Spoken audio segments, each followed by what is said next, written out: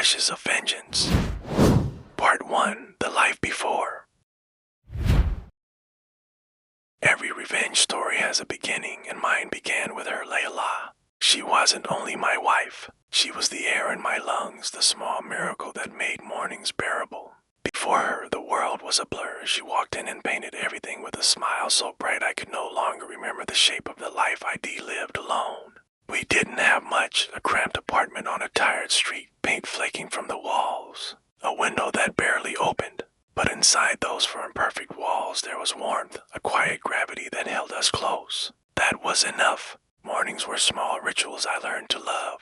I'd find her in the kitchen, hair tied up, humming some old song as if the melody belonged only to her. She moved through the light like someone dancing with a secret. Before I left for work, she would straighten my tie even when it didn't he needed, and say, "There, now the world will take you seriously." It wasn't about the knot. It was the gesture, the way she folded care into the ordinary. I kept those moments like coins in a pocket, small, worth saving. Night belonged to us. For days that left me hollow, I would come home and find her at the window with 2 steaming cups of tea. We'd sit shoulder to shoulder, watching the city flicker awake with 1,000 private lives. She used to say each light was a story, laughter behind one, a quiet grief behind another. I didn't always care about those stories, but I cared about the way she told them. Her voice had a way of making the rest of the world dissolve. I'd rest my head against hers, and for a while everything ugly and loud was gone. There was only the softness of her breath and the small, steady happiness of being together. Even then, there were hints I missed, strange late calls, shadows that lingered too long by our building. When she told me quietly, "Aariz, I feel like someone's watching us," I shrugged it off and called it nerves. I believed in her laughter so fiercely I refused to see what might dim it. If I could take back that stubbornness, I would. One wish I had listened. I loved her like time could be paused, like nothing in the world could reach what we had. I was wrong, so terribly wrong. Ashes of Vengeance. Part 2. The Shattering. Every love story has a turning point. Mine came on a night that looked so ordinary, but ended in ruin. I remember it with cruel clarity. Layla had cooked lentils and bread, simple as always. She laughed at me for craving meat, her eyes sparkling with mischief. Toward we sat by the window, speaking of children, of dreams, of the little futures we thought were waiting for us. I laughed with her. That smile, it was the last unbroken memory I would ever carry of her. Later, the phone rang, work, urgent. I kissed her forehead, told her I'd be back soon. I promised. That was the last promise I ever failed to keep. When I returned, the streets were still, too still. The door hung open, a mouth gasping in silence. My chest tightened. "Layla," I called. No answer. The apartment was swallowed in darkness. Shards of glass littered the floor. The air was heavy with something sharp, metallic, blood. I stumbled through the rooms, panic clawing at my ribs. "Layla." My voice cracked against the walls. Then I saw it, her scarf torn, stained, and beyond it, her. Her body lay motionless, eyes wide, unblinking, empty. My hand shook as I pressed against her chest, begged for a heartbeat. Nothing, only silence, vast and merciless. I screamed until my voice broke, until it was raw and useless. I pleaded with the universe to undo what had been done, but the universe did not answer. Only the crushing stillness remained. The police came, hollow faces, hollow words. They knew who had done this. Men with power, men untouchable. They left me with nothing but wreckage, a home torn apart, her body carried away, my soul carved hollow. That night, something inside me shattered. Love had been my compass, my anchor, and when it was ripped away, I was left adrift in a darkness I never knew could exist. But from those ashes, from the ruins of her laughter, something else rose in me. Hate. Not a flicker, not a passing rage, a fire, a pure, consuming fire that would never burn out. Ashes of Vengeance. Part 3. He descent into revenge. Grief changes a man. It doesn't arrive with thunder. It trickles, patient and cold, finding the smallest cracks and widening them until there's nothing left to hold you up. At first I thought I would drown in the space she left. Death didn't finish me. Something else took root. Slow poison, a thin hunger that tasted like iron and fever. Revenge. The days became a single grinding smear. I forgot how to eat. I forgot how to sleep. The bed felt cavernous. The apartment spoke only in echoes. Every corner breathed her name and every silence shouted it back. At night I reached for her and my fingers closed on the memory of her warmth, then on nothing. Her laugh chased me in dreams and dissolved the moment I woke. The police did what police do, forms, questions, a hollow choreography. I watched their faces go flat. To them she was a case file. To me she was the axis of my life. The system wouldn't bend, then I would become the force that would not, so I dug. I tore through her phone, her messages, the routes she took. I learned names and faces, the knots of protection that shielded those men. They were powerful, slippery, men the law couldn't or wouldn't touch. Memorized addresses, hours, habits. I became a student of their small, careless patterns. Shadows became my cloak, a knife, my pledge. My first strike was clumsy. I trailed one of them into a bar, heart hammering, knife cold in my palm. Plan unraveled in 5 seconds, laughter, a glance, a call to friends. I was seen. They beat me and left me on the pavement with blood drying at my mouth and my pride in tatters. I came home broken and ashamed. The fire didn't die, it sharpened. I understood then that revenge was not a single blade, it was a campaign. I would need methods, patience, a darkness at least as deep as theirs. So I remade myself, nights of running until my lungs burned, endless push-ups until my shoulders ached, hours turning a blade over and over in my hands until it felt like a limb. I stopped shaving, calls went unanswered, work let me go, friends drifted away, then vanished. Everything that wasn't the hunt was discarded. Every detail I learned about them, a habit, a guard shift, a weakness, became a map. Each map was a prayer I whispered before I put a plan into motion. I was no longer the man Layla loved. I was something honed by loss, patient and cold. The first victories would be small. First defeats would teach me more than any triumph. The world I knew had split in two, before her and after her. In the after, I had only one direction, forward into the dark. Ashes of Vengeance. Part 4, The Reckoning. Revenge is patient. It waits in the dark, gathering every scream and every tear until the strike carries their weight. Found my first target the way predators find the careless, warm, drunk. Predictable. We stumbled down a side street, laughter loose and thoughtless. Kind of man who believed the night owed him safety. Watched him for hours before I moved, learning the cadence of his steps. The angle his shoulders slumped when he had one too many. Shadows took me in. The knife in my hand was a cold familiar. When I stepped from the dark, his world shifted with a sound like glass breaking. The laughter died. Panic opened his eyes wide and raw. I said nothing. I let him watch the last moment of his certainty unspool. I spoke slow, each word a deliberate stone. Do you remember her? The woman you ruined? The life you stole? His bravado collapsed into a crooked sob. Begging sounded thin and useless coming from a man who had once been cruel with his hands. I had no interest in his excuses. Monsters do not get the luxury of innocence, they get consequences. I moved like a verdict. The blade met flesh. It was clean, sharp, final. The blood on my hand seared through more than skin. It felt like arithmetic made real. One terrible equation balanced at last. He fell with a small sound that I recognized as the noise of a future stolen. I stepped back into the rain-slick night while the city washed the alley clean, and left my soul unchanged.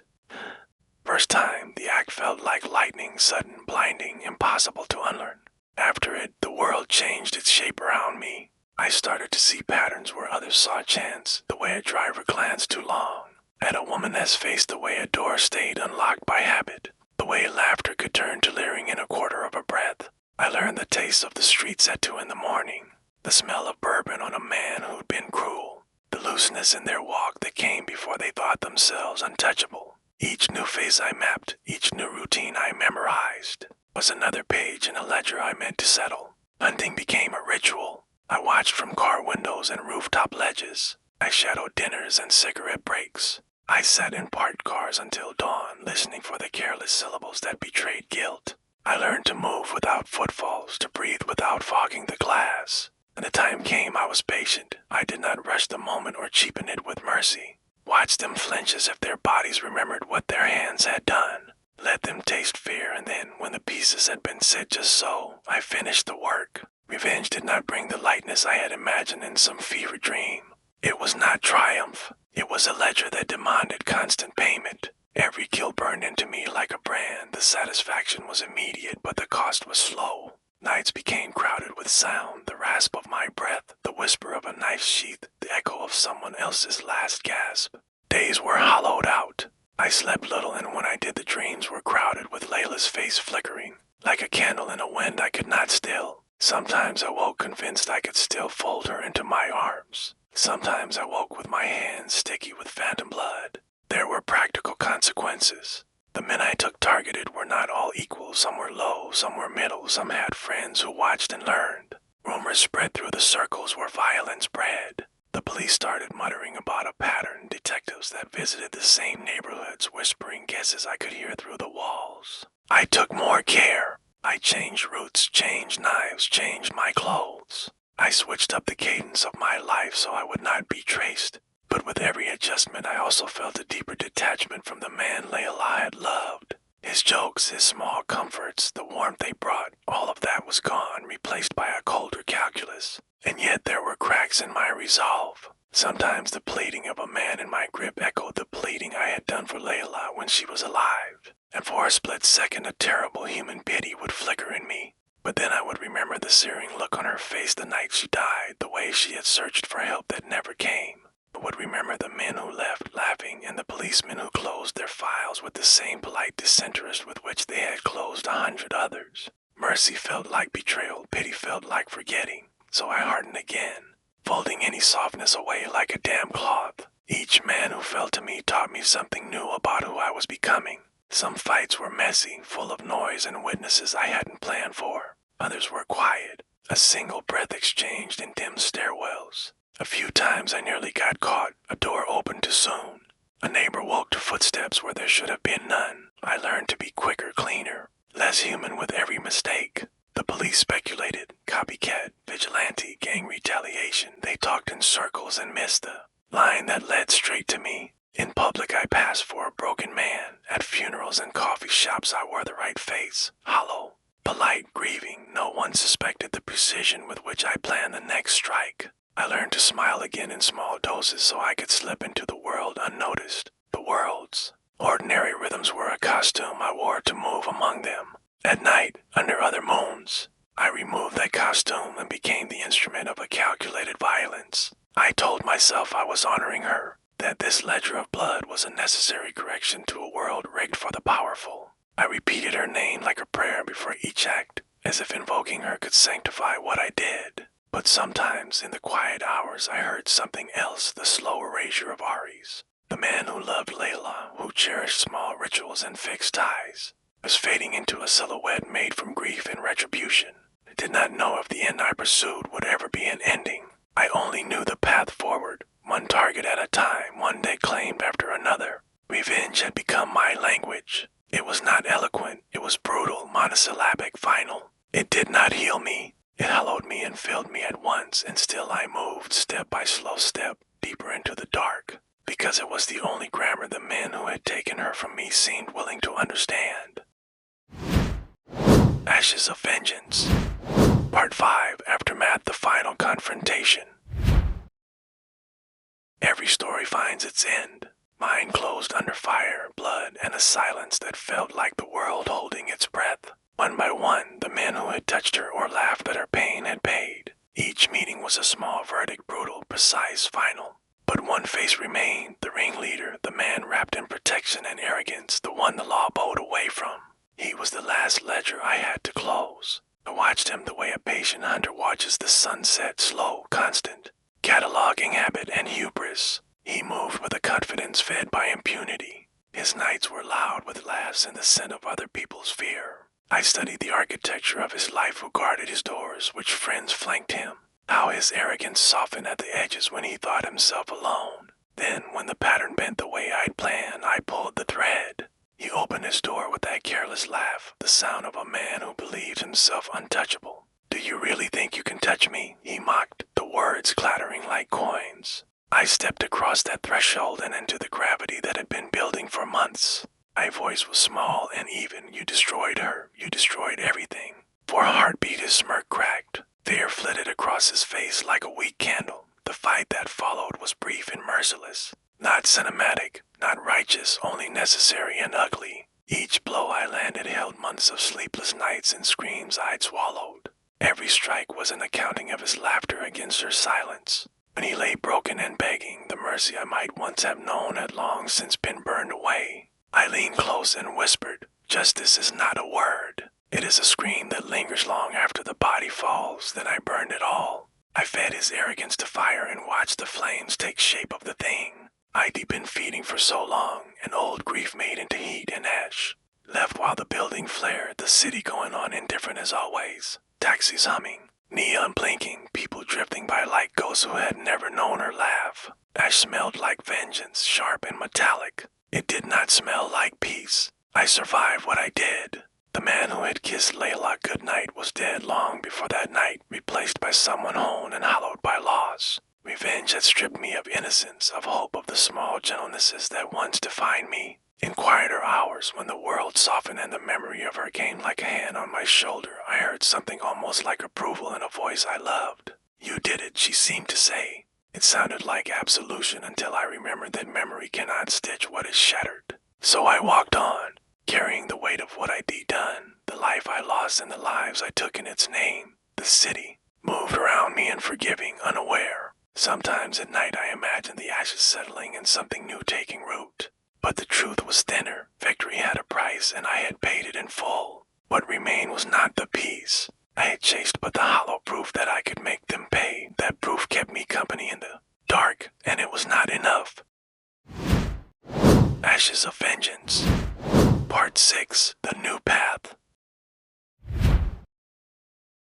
Okay, so from the very start this story establishes the kind of flat, pictorial tone that makes it clear we're not going to get any flowery language or purple prose. And the nameless protagonist has taken care of business. He got the last man on his list, and now the revenge he thought would bring him peace has actually brought him to a reckoning. But the thing is, he doesn't know what to do next. This part of the story makes me think of someone like LeBron James at the free throw line, you know? But the game on the line, there's like 5 seconds left. Crowd is going wild and LeBron just steps up to the line and takes the shot, and it is like, you know, I'm imagining like 20 different scenarios in my head, all of which end with LeBron making the shot except for maybe the one where he misses. And then they lose.